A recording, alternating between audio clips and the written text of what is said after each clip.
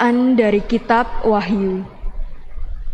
Aku Yohanes melihat seorang malaikat muncul dari tempat matahari terbit. Ia membawa materai Allah yang hidup.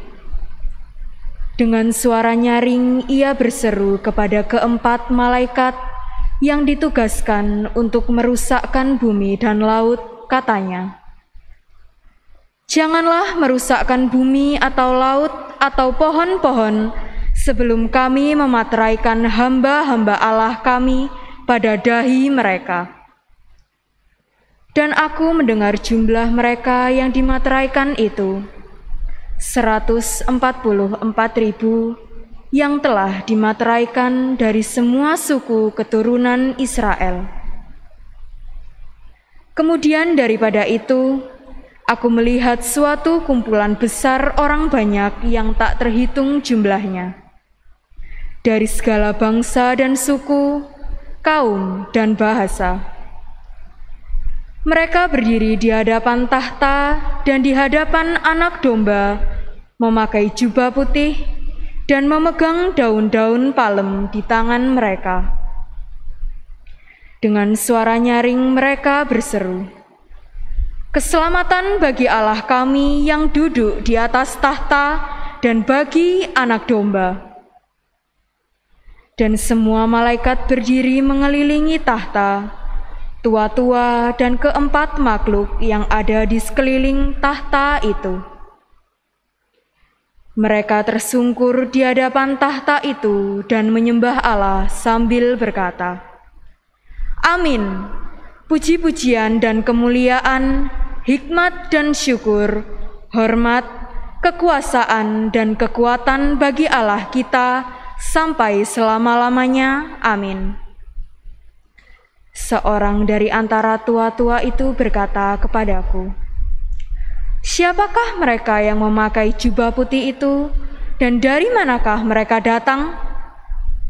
Maka kataku kepadanya, "Tuanku, Tuan mengetahuinya." Lalu ia berkata kepadaku, "Mereka ini adalah orang-orang yang keluar dari kesusahan besar. Mereka telah mencuci jubah mereka dan membuatnya putih di dalam darah Anak Domba." Demikianlah sabda Tuhan. Syukur kepada Allah.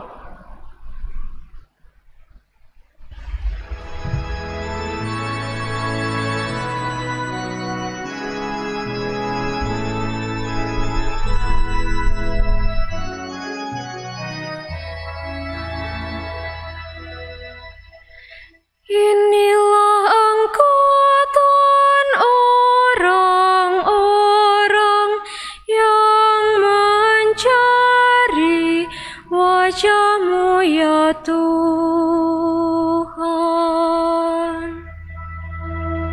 Inilah angkatan orang-orang yang mencari wajah-Mu ya Tuhan. Milik Tuhanlah bumi dan segala isinya, jagat dan semua yang diam di dalamnya. Sebab Dialah yang mendasarkan bumi di atas lautan dan menegakkannya di atas sungai-sungai.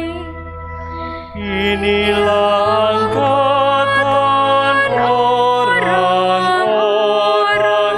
yang mencari wajah-Mu ya Tuhan. Siapakah yang boleh naik ke gunung Tuhan?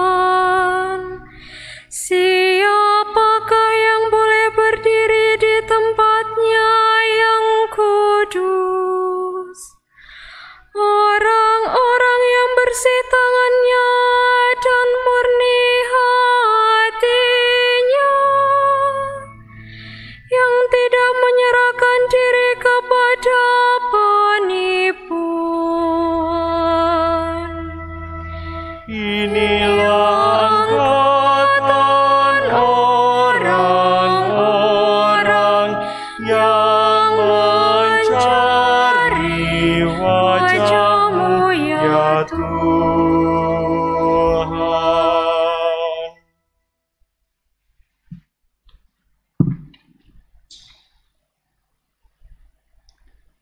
Bacaan dari surat pertama Rasul Yohanes.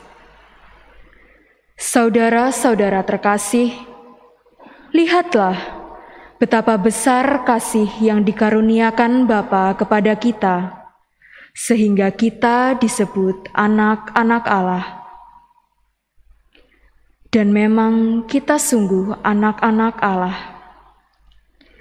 Karena itu dunia tidak mengenal kita, sebab dunia tidak mengenal Dia.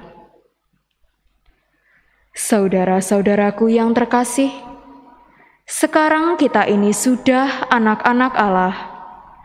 Tetapi bagaimana keadaan kita kelak belumlah nyata.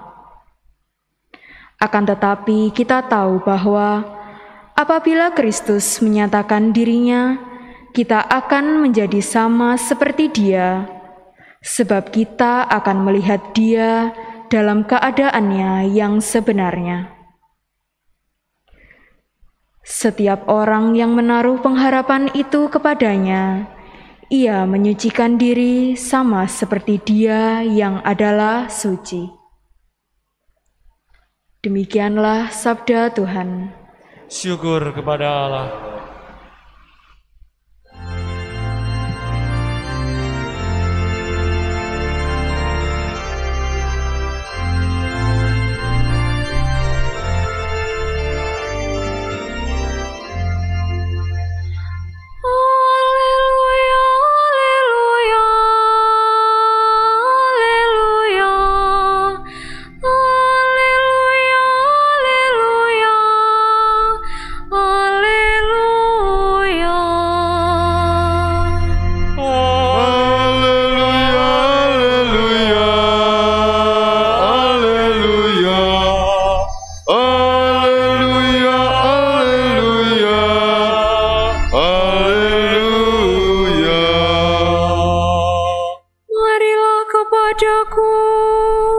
Semua yang letih lesu dan berbeban berat, Aku akan memberi kelegaan kepadamu. Haleluya, haleluya, haleluya, haleluya, haleluya, haleluya. Tuhan bersamamu Dan bersama rohmu. Inilah Injil suci menurut Santo Matius. Dimuliakanlah Tuhan. Sekali peristiwa ketika melihat banyak orang yang datang, Yesus mendaki lereng sebuah bukit. Setelah ia duduk, datanglah murid-muridnya.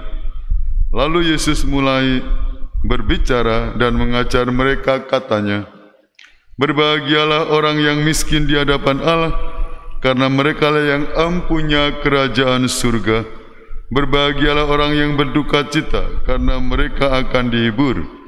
Berbahagialah orang yang lemah lembut, karena mereka akan memiliki bumi. Berbahagialah orang yang lapar dan haus akan kebenaran, karena mereka akan dipuaskan. Berbahagialah orang yang murah hati, karena mereka akan beroleh kemurahan. Berbahagialah orang yang suci hatinya, karena mereka akan melihat Allah. Berbahagialah orang yang membawa damai, karena mereka akan disebut anak-anak Allah. Berbahagialah orang yang dianiaya demi kebenaran, karena merekalah yang empunya kerajaan surga. Berbahagialah kamu, jika demi aku kamu dicela dan dianiaya, dan kepadamu difitnahkan segala yang jahat. Bersukacitalah dan bergembiralah, karena besarlah ganjaranmu di surga." Demikianlah sabda Tuhan. Terpujilah Kristus. Romo, Bapak, Ibu, dan Saudara, saudariku seiman dalam Kristus, tanggal 1 November kita merayakan semua orang kudus. Ada banyak orang kudus ya di gereja kita. Mereka yang terbukti hidupnya kudus di hadapan Allah, yang disebut Santo Santa. Ya, ada banyak ya. Dan kita punya nama pelindung Santo Santa, semoga kita tidak lupa. Tapi bukan hanya nama, tapi lebih-lebih contoh teladan hidupnya. Kalau kita mendoakan syahadat tadi pada awal misa dikatakan aku percaya akan gereja kudus. Lalu aku percaya akan persekutuan para kudus, pengampunan dosa, kebangkitan badan, kehidupan kekal. Amin. Persekutuan para kudus itulah Santo Santa yang sudah bahagia, menjadi contoh bagaimana kita beriman kepada Tuhan. Kalau kita hari ini merayakan Hari Raya Orang Kudus, semoga hidup kita dikuduskan. Bukan tidak mungkin kita menjadi kudus, asal kita mau mentaati perintah-perintah Tuhan. Menarik di dalam Injil, dipuji bahagia orang yang miskin di hadapan Allah. Apa orang yang miskin di hadapan Allah? Bukan menyangkut miskin jasmani, tapi lebih-lebih rohani. Dia di hadapan Allah merindukan perjumpaan dengan Tuhan. Orang yang berduka cita, mereka akan dihibur. Yang lemah lembut, mereka akan memiliki bumi. Yang suci hatinya, mereka akan melihat Allah. Kita dulu katekismus menghafalkan 8 sabda bahagia. Semoga ini menjadi penguat kita bagi penghayatan kekristenan kita. Nilai-nilai yang dihayati oleh orang kudus. Banyak tokoh agama yang terpukau dengan sabda bahagia ini. Mahatma Gandhi, dia membaca Injil dan terpukau dengan sabda bahagia ini.